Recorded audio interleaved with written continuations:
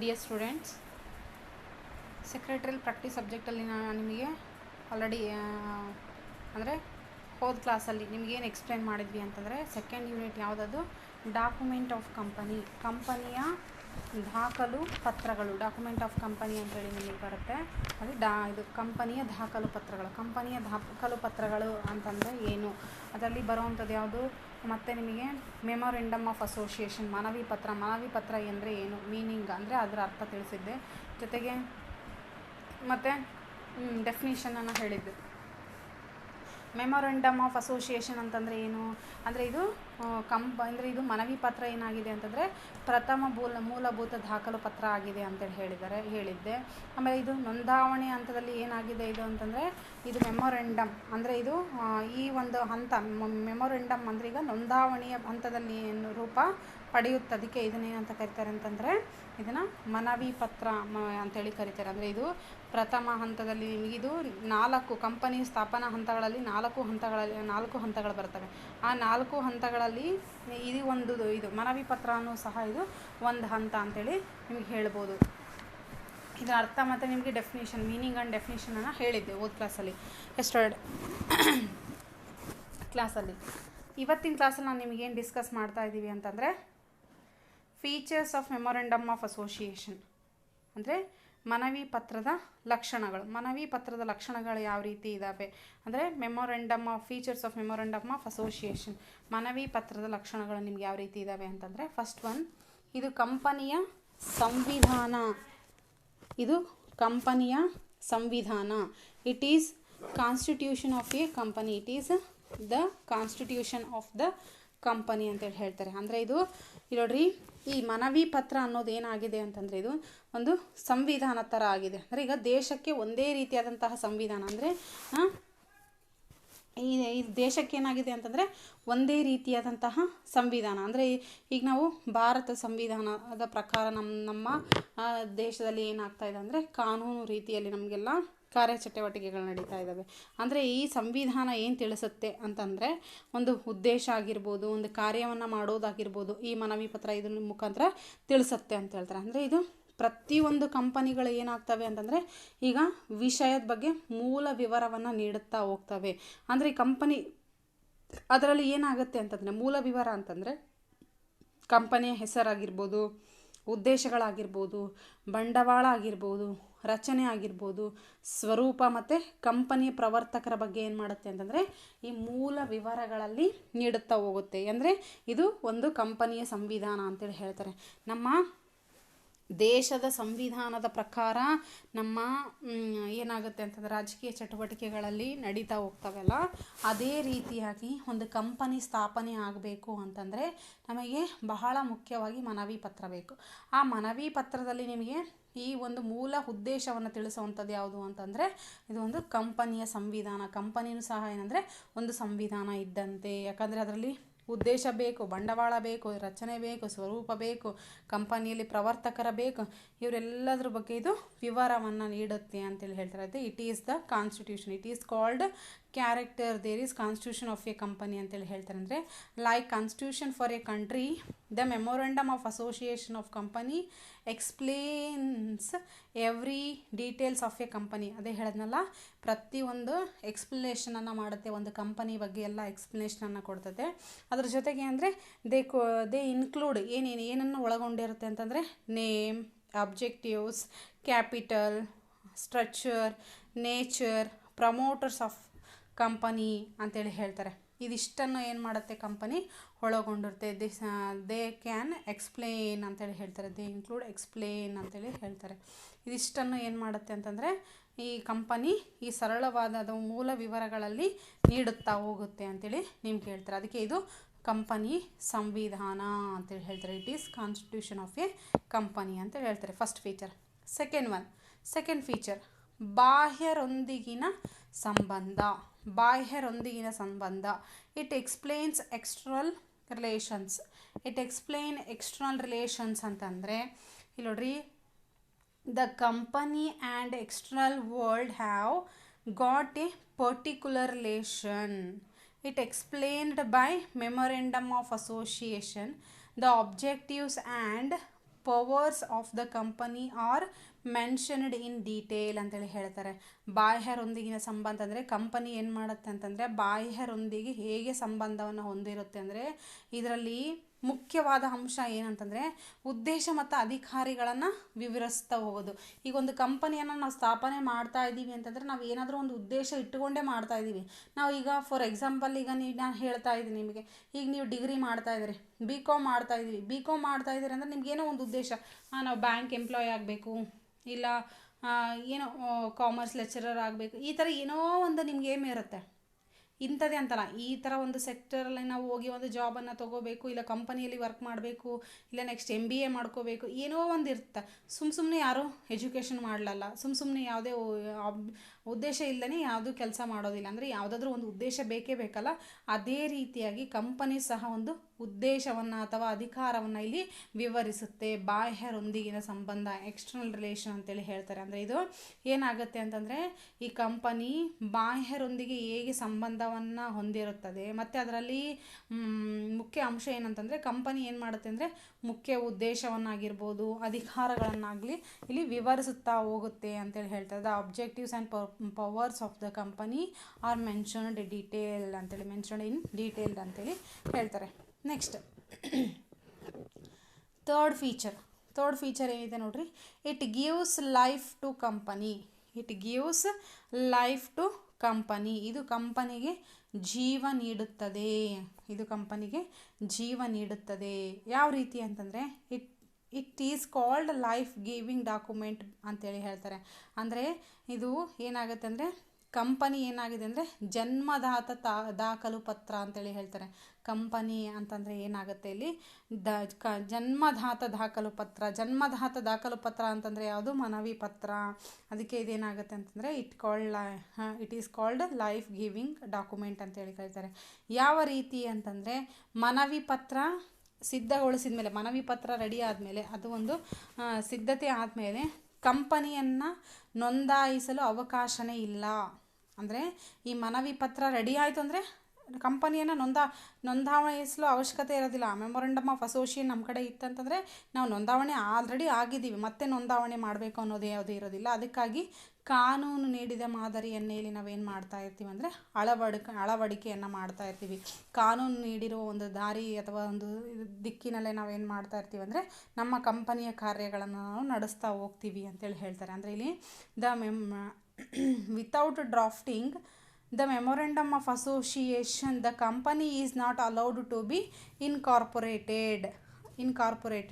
The companies have to use prescribed format only ಅಂತೇಳಿ ಹೇಳ್ತಾರೆ. ಅಂದರೆ ಪ್ರಿಸ್ಕ್ರೈಬ್ಡ್ ಫಾರ್ಮೇಟಲ್ಲಿ ನಾವೇನು ಮಾಡ್ತಾ ಇದ್ದೀವಿ ಅಂತಂದರೆ ಈ ಕಂಪನಿಯ ಒಂದು ಕಾರ್ಯಚಟುವಟಿಕೆಗಳನ್ನು ನಾವು ನಿರ್ವಹಿಸ್ತಾ ಹೋಗ್ತೀವಿ. ಅಂದರೆ ಈ ಒಂದು ಕಂಪನಿ ನೀಡಿದ ಕಾನೂನಿನ ಮಾದರಿ ಮುಖಾಂತರ ನಾವೇನು ಮಾಡ್ತೀವಿ ಅಂದರೆ ಕಾರ್ಯಚಟುವಟಿಕೆಗಳನ್ನು ನಿರ್ವಹಿಸ್ತಾ ಹೋಗ್ತೀವಿ ಅಂತೇಳಿ. ಅದಕ್ಕೆ ಇದು ಕಂಪನಿಗೆ ಜೀವ ನೀಡುತ್ತದೆ. It gives life to company. ಅಂದರೆ ಇದು ಮನವಿ ಪತ್ರ ಏನು ಮಾಡುತ್ತೆ ಅಂತಂದರೆ ಕಂಪನಿಗೆ ಜೀವವನ್ನು ನೀಡುತ್ತೆ, ಲೈಫನ್ನು ನೀಡುತ್ತೆ. ಯಾವ ರೀತಿ ನೀಡುತ್ತೆ ಅಂತಂದರೆ ಅಲ್ಲಿ ಕೆಲಸವನ್ನು ಪ್ರಾರಂಭ ಮಾಡಬೇಕಾಗಿರುತ್ತಲ್ಲ, ಆ ಕೆಲಸವನ್ನು ಪ್ರಾರಂಭ ಮಾಡಲಿಕ್ಕೆ ಅನುಮತಿಯನ್ನು ನೀಡುವಂತಹ ಒಂದು ಸನ್ನಿವೇಶ, ನೀಡುತ್ತೆ ಅಂತೇಳಿ ಹೇಳ್ತಾ ಹೋಗ್ತಾರೆ. It gives to life to company. ಇದು ಕಂಪನಿಯ ಜೀವವನ್ನು ನೀಡುತ್ತೆ. ಕಂಪನಿಯಲ್ಲಿ ಕೆಲಸ ಕಾರ್ಯಗಳನ್ನು ನಿರ್ವಹಣೆ ಮಾಡಲಿಕ್ಕೆ, ಎಲ್ಲ ವರ್ಕ್ಗಳನ್ನು ಸ್ಟಾರ್ಟ್ ಮಾಡಲಿಕ್ಕೆ, ಪ್ರಾರಂಭ ಮಾಡಲಿಕ್ಕೆ ಇಲ್ಲಿ ಅನುಮತಿಯನ್ನು ನೀಡುವಂಥದ್ದಾಗಿದೆ ಅಂತೇಳಿ ಹೇಳ್ತಾರೆ. ನೆಕ್ಸ್ಟ್ ಫೀಚರ್ ಇತಿಮಿತಿಯನ್ನು ಸೂಚಿಸುತ್ತದೆ. Defines limitation. ಇತಿಮಿತಿಯನ್ನು ಸೂಚಿಸುತ್ತದೆ. ಡಿಫೈನ್ಸ್ ಲಿಮಿಟೇಷನ್ ಏನು ಹೇಳುತ್ತೆ ಅಂದರೆ ಈ ಮನವಿ ಪತ್ರ ಏನಾಗಿದೆ ಅಂತಂದರೆ ಈ ಮನವಿ ಪತ್ರದಲ್ಲಿ ಉಲ್ಲೇಖಿಸಿದ ಉದ್ದೇಶಗಳಾಗಿರ್ಬೋದು, ಅಧಿಕಾರ, ಆಮೇಲೆ ಗರಿಷ್ಠ ಮಿತಿಗಳನ್ನು ಏನು ಮಾಡಿದೆ ಅಂತಂದರೆ ತನ್ನ ಚಟುವಟಿಕೆಗಳಿಗೆ ಗಡಿಯನ್ನು ಇದು ಸೂಚಿಸುತ್ತೆ ಅಂತೇಳಿ ಹೇಳ್ತಾರೆ. ಅಂದರೆ ಯಾವ ರೀತಿ ಅಂದರೆ the objectives, power etcetera explained in the memorandum of association lays down the boundaries within which the company has to operate ಅಂತೇಳಿ ಹೇಳ್ತಾರೆ. ಅಂದರೆ ತನ್ನ ಗಡಿಯಲ್ಲಿ ತನ್ನ ಏನು ಅಂದರೆ ತನ್ನ ಹಿತದೃಷ್ಟಿಯಲ್ಲಿ ಏನು ಮಾಡುತ್ತೆ ಅಂತಂದರೆ ತನ್ನ ಅಧಿಕಾರ ವ್ಯಾಪ್ತಿಯಾಗಿರ್ಬೋದು, ಉದ್ದೇಶಗಳನ್ನಾಗಿರ್ಬೋದು, ತನ್ನ ಮಿತಿಗಳನ್ನಾಗಿರ್ಬೋದು ಈ ಮನವಿ ಪತ್ರದಲ್ಲಿ ಏನು ಮಾಡಿರುತ್ತೆ ಅಂತಂದರೆ ಸೂಚಿಸುತ್ತೆ ಅಂತೇಳಿ ಹೇಳ್ತಾರೆ. ಆ ಸೂಚನೆಯ ಪ್ರಕಾರ ಏನಾಗ್ತವೆ ಅಂದರೆ ಉದ್ದೇಶಗಳಾಗಿರ್ಬೋದು, ಅಲ್ಲಿ ಎಲ್ಲ ವರ್ಕ್ಗಳೇನಾಗ ಅಧಿಕಾರ ಆಗಿರ್ಬೋದು, ಗರಿಷ್ಠ ಮಿತಿಗಳಿಗೆ ತಕ್ಕಂತೆ ಏನು ಎಂಪ್ಲಾಯ್ಗಳನ್ನಾಗಿರ್ಬೋದು, ಇದನ್ನೆಲ್ಲ ಏನು ಮಾಡುತ್ತೆ ಅಂತಂದರೆ ಇದು ಗರಿಷ್ಠ ಮಿತಿಯೊಳಗಡೆ ಅಂದರೆ ತಾನು ಸೂಚಿಸುತ್ತಿರುವ ಒಂದು ಸೂಚನೆಯ ಮುಖಾಂತರನೇ ಏನು ಮಾಡುತ್ತೆ ಅಂದರೆ ಮನವಿ ಪತ್ರದಲ್ಲಿ ಸೂಚಿಸಿರುವ ಸೂಚನೆಯ ಮುಖಾಂತರ ಕಾರ್ಯಗಳನ್ನು ನಡೆಸುತ್ತೆ. ಅಂದರೆ ಇದರ ವ್ಯಾಪ್ತಿ ಮಾತ್ರ ಏನಾಗಿದೆ ಅಂತಂದರೆ ಕಾರ್ಯನಿರ್ವಹಣೆಯಲ್ಲಿ ಬೇಕಾಗುತ್ತೆ ಅಂತೇಳಿ ಹೇಳ್ತಾರೆ. ಆಮೇಲೆ ವ್ಯಾಪ್ತಿಯನ್ನು ಮೀರಿ ಕೈಗೊಂಡ ಕಾರ್ಯಗಳನ್ನು ಮಿತಿ ಮೀರಿದ ಕಾರ್ಯ ಅಂತೇಳಿ ಅಂದರೆ ಈಗ ತಾನು ಏನು ಹೇಳಿರುತ್ತಲ್ಲ ಇಷ್ಟೇ ವ್ಯಾಪ್ತಿ ಒಳಗಡೆ ನಾವು ಕೆಲಸ ಮಾಡಬೇಕು ಅಂತ ಅದನ್ನಷ್ಟೇ ಮಾಡಬೇಕು, ಅದಕ್ಕಿಂತ ಹೆಚ್ಚಿನಾಗಿ ಮಾಡಿದ್ರೆ ಅದಕ್ಕೆ ಏನಂತ ಕರೀತಾರೆ ಅಂದರೆ ಅಲ್ಟ್ರಾ ವೈರಸ್ ಅಂತೇಳಿ ಕರೀತಾರೆ. ಅಲ್ಟ್ರಾ ವೈರಸ್ ಅಂತೇಳಿ ಅಂದರೆ ಕಾನೂನು ಪ್ರಕಾರ ಏನಾಗುತ್ತೆ ಅಂದರೆ ಶಿಕ್ಷಾರ್ಹವಾಗುತ್ತೆ. ಅಂದರೆ ಯಾವುದೇ ಒಂದು ಕಂಪನಿಯನ್ನು ನಾವು ಸ್ಟಾರ್ಟ್ ಮಾಡಿದಾಗ ಅದರಲ್ಲಿರೋ ಉದ್ದೇಶಗಳನ್ನ ನಾವು ತಿಳಿಸಿದಾಗ ಆ ಉದ್ದೇಶಗಳ ಅನುಗುಣವಾಗಿ ಆ ಉದ್ದೇಶಗಳನ್ನು ಸೂಚಿಸಿರುವುದಾಗಿ ಇಲ್ಲ ಗರಿಷ್ಠ ಮಿತಿಯನ್ನು ಒಳಗೊಂಡಿರುವಂಥ ಸಂಖ್ಯೆಗಳಾಗಿರ್ಬೋದು, ಎಂಪ್ಲಾಯ್ಸ್ ಅಂದರೆ ಉದ್ಯೋಗಿಗಳ ಸಂಖ್ಯೆಯನ್ನು ತಗೊಂಡು ಆಮೇಲೆ ಅಧಿಕಾರಗಳನ್ನ ತಗೊಂಡು ನಾವು ಅಲ್ಲಿ ಕೆಲಸವನ್ನು ಪ್ರಾರಂಭ ಮಾಡಿರ್ತೀವಿ. ಆ ಕೆಲಸವನ್ನು ಪ್ರಾರಂಭ ಮಾಡಿದಾಗ ಅದನ್ನಷ್ಟೇ ಅಳವಡಿಸ್ಕೊಂಡು ನಾವು ಕೆಲಸ ಮಾಡಬೇಕು. ಅದನ್ನು ಬಿಟ್ಟು ನಾವು ಅದನ್ನ ಬೇರೆ ಏನೋ ಮಾಡ್ತಾ ಇದ್ದೀವಿ ಅಂದರೆ ಅದೇನಾಗುತ್ತೆ ಅಂದರೆ ಅಲ್ಟ್ರಾ ವೈರಸ್ ಅಂದರೆ ಅದು ಕಾನೂನು ಪ್ರಕಾರ ಏನಾಗುತ್ತೆ ಅಂದರೆ ಶಿಕ್ಷಾರ್ಹವಾಗುತ್ತೆ ಅಂತೇಳಿ ಹೇಳ್ತಾರೆ. ಅದಕ್ಕೆ ಇದು activities done beyond the scope are called ultra virus and punishable ಅಂತೇಳಿ ಹೇಳ್ತಾರೆ. ಅಂದರೆ ಅದು ಶಿಕ್ಷಾರ್ಹವಾಗುತ್ತೆ, ಪನಿಷಬಲ್ ಅಂತೇಳಿ ನಿಮಗೆ ಹೇಳ್ತಾರೆ.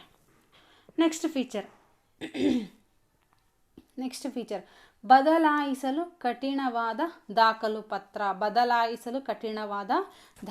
ಪತ್ರ ಏನು ಹೇಳುತ್ತೆ ನೋಡ್ರಿ, ಡಿಫಿಕಲ್ಟ್ ಟು ಆಲ್ಟರ್, ಅಥವಾ ಅನ್ಆಲ್ಟರೇಬಲ್ ಡಾಕ್ಯುಮೆಂಟ್ ಅಂತೇಳಿ ಕರೀತಾರೆ. Difficult to alter or unalterable document, ಬದಲಾಯಿಸಲು ಕಠಿಣವಾದ ದಾಖಲು ಪತ್ರ.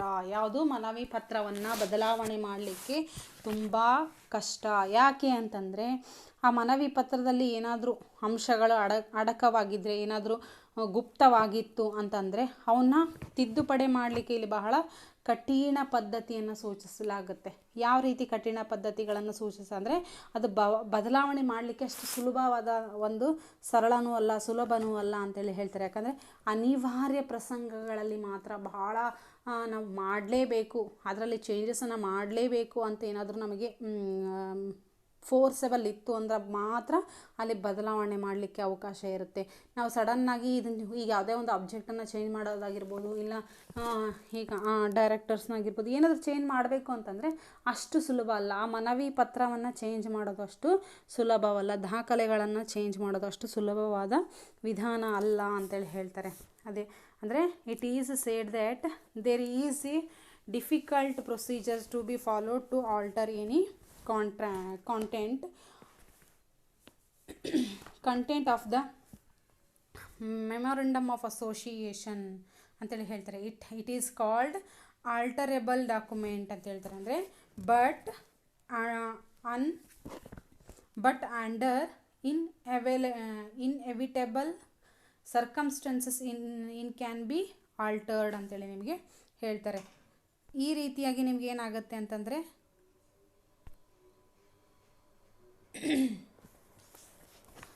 ಒಂದು ಬದಲಾವಣೆ ಮಾಡಲಿಕ್ಕೆ ಕಠಿಣವಾಗಿ ಇದು ಬಹಳ ಸಮಸ್ಯೆಯಾಗಿದೆ ಅಂತೇಳಿ ನಿಮಗೆ ಹೇಳ್ತಾ ಹೋಗ್ತಾರೆ. ಯಾವುದೇ ಒಂದು ಮನವಿ ಪತ್ರ, ಆ ಮೆಮೊರಂಡಮ್ ಆಫ್ ಅಸೋಸಿಯೇಷನ್ ಅದು ಸಿದ್ಧವಾದ ಮೇಲೆ ಅದನ್ನು ಬದಲಾವಣೆ ಮಾಡಲಿಕ್ಕೆ ಬಹಳ ಕಠಿಣ, ಕಷ್ಟ. ಅದಕ್ಕೆ ಇದು ಅದರಲ್ಲಿ ಏನಾದರೂ ಫೋರ್ಸೆಬಲ್ ಇತ್ತು, ಬಹಳ ಒತ್ತಡಗಳಿಂದ ಮಾತ್ರ, ಒತ್ತಡದ ಪ್ರಸಂಗಗಳಲ್ಲಿ ಮಾತ್ರ ಏನು ಮಾಡ್ಬೋದು, ಬದಲಾವಣೆ ಮಾಡಲಿಕ್ಕೆ ಇಲ್ಲಿ ಅವಕಾಶ ಇದೆ ಅಂತೇಳಿ ನಿಮಗೆ ತಿಳಿಸ್ತಾರೆ. ನೆಕ್ಸ್ಟ್ ಲಾಸ್ಟ್ ಫೀಚರ್ ಏನು ಹೇಳುತ್ತೆ ನೋಡಿ.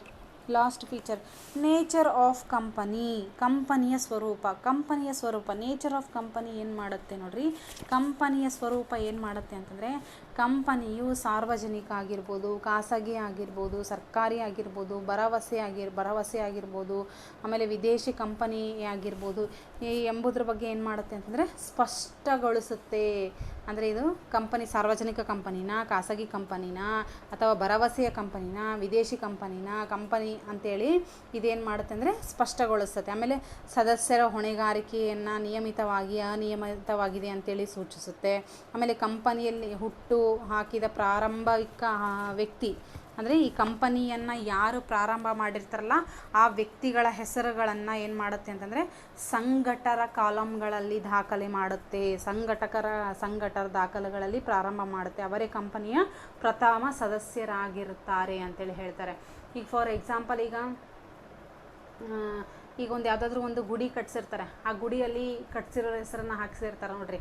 ಅಂದರೆ ಇವ್ರು ಈ ಗುಡಿ ಸ್ಥಾಪನೆ ಮಾಡಿದವರು, ಆಮೇಲೆ ಅದನ್ನು ಅಭಿವೃದ್ಧಿ ಮಾಡಿದವರು, ಈ ರೀತಿಯಾಗಿ ಏನು ಮಾಡ್ತಾರೆ ಅಂದರೆ ಹೆಸರುಗಳನ್ನು ಅಲ್ಲಿ ಯಾವುದಾದ್ರೂ ಗುಡಿಯೊಳಗಾಗಿರ್ಬೋದು ಈ ಥರ ಹಾಕ್ತಾ ಹೋಗ್ತಾರೆ ನೋಡ್ರಿ, ಇವ್ರು ಅಂತ. ಅದೇ ರೀತಿಯಾಗಿ ಕಂಪನಿಯಲ್ಲೂ ಸಹ ಈ ಕಂಪನಿಯನ್ನು ಯಾರು ಪ್ರಾರಂಭ ಮಾಡಿರ್ತಾರಲ್ಲ ಅವ್ರದ್ದು ಹೆಸರುಗಳನ್ನು ಸಂಘಟಕರ ಕಾಲಮ್ಗಳಲ್ಲಿ ನಿಮಗೆ ಸೂಚಿಸ್ತಾರೆ. ಆ ಸಂಘಟಕರಗಳ ಕಾಲಮ್ಗಳಲ್ಲಿ ಸೂಚಿಸ್ತಾ ಹೋದಾಗ ಅದು ಅವರು ಏನಾಗ್ತಾರೆ ಅಂತಂದರೆ ಪ್ರಥಮ ಸದಸ್ಯರಾಗ್ತಾರೆ ಅಂತೇಳಿ ಹೇಳ್ತಾರೆ. ಪ್ರಥಮ ಸದಸ್ಯರಾಗಿ ನಿಮಗೆ ಇಲ್ಲಿ ಆಗ್ತಾರೆ. ಅಂದರೆ it explain whether the company is public company ಆಗಿರ್ಬೋದು, ಪ್ರೈವೇಟ್ ಕಂಪನಿ ಆಗಿರ್ಬೋದು, ಗೌರ್ಮೆಂಟ್ ಕಂಪನಿ ಆಗಿರ್ಬೋದು, ಗ್ಯಾರಂಟೀಡ್ ಕಂಪನಿ, ಫಾರಿನ್ ಕಂಪನಿ ಅಂತೇಳಿ ಇದೇನು ಮಾಡುತ್ತೆ ಅಂತಂದರೆ ಇದನ್ನು ಎಕ್ಸ್ಪ್ಲೇನ್ ಮಾಡುತ್ತಾ ಹೋಗುತ್ತೆ ಯಾವ ಕಂಪನಿ ಅಂತೇಳಿ. It also contains nature of liability ಅಂತೇಳಿ ಹೇಳ್ತಾರೆ. ಆಮೇಲೆ ಲಿಮಿಟೆಡ್ ಆರ್ ಅನ್ಲಿಮಿಟೆಡ್ ಅಂದರೆ ಏನಂದರೆ ಇದು ನಿಯಮಿತನೋ ಅನಿಯಮಿತನೋ ಅಂತಲೂ ಸೂಚಿಸುತ್ತೆ. The Pioneers names are also written by in the association clause who are the first member ಅಂತೇಳಿ ಹೇಳ್ತಾರೆ. ಅದೇ ಅಸೋಸಿಯೇಷನ್ ಕ್ಲಾಸಲ್ಲಿ ಅಂದರೆ ಸಂಘಟಕರ ಕಾಲಮ್ಗಳಲ್ಲಿ ಇದೇನು ಮಾಡುತ್ತೆ ಅಂತಂದರೆ ಹೆಸರುಗಳನ್ನು ಸೂಚಿಸುತ್ತೆ. ಅವರೇ ಪ್ರಥಮ ಸದಸ್ಯರು ಸಹ ಇಲ್ಲಿ ಆಗಿರ್ತಾರೆ ಅಂತೇಳಿ ಹೇಳ್ತಾರೆ. ಇದು ಕಂಪನಿಯ ಸ್ವರೂಪದಲ್ಲಿ ನಿಮಗೆ ತಿಳಿಸುತ್ತೆ, ನೇಚರ್ ಆಫ್ ಕಂಪನಿಯಲ್ಲಿ ನಿಮಗೆ ತಿಳಿಸುತ್ತೆ. ಇವಿಷ್ಟು ಏನಂತಂದರೆ ಕಂಪನಿ ಅಂದರೆ ಮೆಮೊರೆಂಡಮ್ ಆಫ್ ಅಸೋಸಿಯೇಷನ್ ಅಂದರೆ features of memorandum of association, ಮನವಿ ಪತ್ರದ ಲಕ್ಷಣಗಳು ಅಂತೇಳಿ ನಿಮಗೆ ಬರ್ತವೆ. ನೆಕ್ಸ್ಟ್ ಮನವಿ ಪತ್ರದ ಲಕ್ಷಣಗಳು ಆದಮೇಲೆ ನಿಮಗೆ contents of memorandum of association. ಮನವಿ ಪತ್ರದ ಅಂಶಗಳು contents of memorandum of association ಅಂತಂದರೆ ಮನವಿ ಪತ್ರದ ಅಂಶಗಳು ಏನು ಅಂತಂದರೆ ಇವನ್ನ ಕ್ಲಾಸಸ್ ಅಂದರೆ ಕಲಮ್ಗಳಂತೇಳಿ ಕರೀತಾರೆ. ಮೆಮೊರೆಂಡಮ್ ಆಫ್ ಅಸೋಸಿಯೇಷನ್ ಅಂಶಗಳನ್ನು ಕ್ಲಾಸಸ್ ಅಂದರೆ ಏನು ಕಲಮ್ಗಳಂತೇಳಿ ಕರೀತಾರೆ. ಅದರಲ್ಲಿ ನಿಮಗೆ 6 ಅಂಶಗಳು ನಿಮಗೆ ಬರ್ತವೆ. ಯಾವ್ಯಾವು ಅಂತಂದರೆ ಫಸ್ಟ್ ಒನ್ ಹೆಸರಿನ column name classes. Second one ಕ್ಷೇತ್ರ ಸ್ಥಳದ ಕಾಲಮ್ಮು ಅಂದರೆ ಡೊಮಿಕ್ಲೆ ಕ್ಲಾಸಸ್. ಸೆಕೆಂಡ್ ಒನ್ ಕ್ಷೇತ್ರ ಅಥವಾ ಸ್ಥಳದ ಕಾಲಮ್ ಅಂತಂದರೆ ಡೊಮಿಕ್ಲೆ ಕ್ಲಾಸ್. ಥರ್ಡ್ ಒನ್ ಉದ್ದೇಶದ ಕಾಲಮು ಅಂದರೆ ಆಬ್ಜೆಕ್ಟ್ ಕ್ಲಾಸ್. ಫೋರ್ತ್ ಒನ್ ಬಂಡವಾಳದ column capital clause. Fifth one ಹೊಣೆಗಾರಿಕೆಯ ಕಾಲಮು ಅಂದರೆ ಲ್ಯಾಬಿಲಿಟಿ ಕ್ಲಾಸ್. ಸಿಕ್ಸ್ತ್ ಒನ್ ಸಂಘಟಕರ ಕಾಲಮ್ ಅಂದರೆ ಅಸೋಸಿಯೇಷನ್ ಕ್ಲಾಸ್. ನೋಡ್ರಿ ಟೋಟಲ್ ನಿಮಗೆ 6 clauses, 6 contents of memorandum of association. 6 ಏನಾಗಿದ್ದಾವೆ ಅಂತಂದರೆ ಮನವಿ ಪತ್ರದ ಅಂಶಗಳು 6 ಪಾಯಿಂಟ್ ಇದ್ದಾವೆ. ಮನವಿ ಪತ್ರದ ಅಂಶಗಳಂತಲೂ ಕರಿಬೋದು ಅಥವಾ ಮನವಿ ಪತ್ರದ ಕಲಮುಗಳು. Clauses are contents of memorandum of association. ಒಂದೇದೇನಂತ ಹೇಳಿದೆ ನಿಮಗೆ ಹೆಸರಿನ column name clause. Second one ಕ್ಷೇತ್ರ ಸ್ಥಳದ ಕಾಲಮ್ ಅಂತಂದರೆ ಡೊಮಿಕ್ಲೆ ಕ್ಲಾಸ್. ಥರ್ಡ್ ಒನ್ ಉದ್ದೇಶದ column object clause. Fourth one ಬಂಡವಾಳದ column capital clause. Fifth one ಹೊಣೆಗಾರಿಕೆಯ column liability clause. Sixth one ಸಂಘಟಕರ ಕಾಲಮ್ ಅಸೋಸಿಯೇಷನ್ ಕ್ಲಾಸ್. ಇವಿಷ್ಟು ನಿಮಗೆ ಏನಂದರೆ contents of memorandum of association. ಇವನ್ನ ಒಂದೊಂದಾಗಿ ನಿಮಗೆ ಎಕ್ಸ್ಪ್ಲೇನ್ ಮಾಡ್ತಾ ಹೋಗ್ತೀನಿ ನೆಕ್ಸ್ಟ್ ಕ್ಲಾಸಲ್ಲಿ.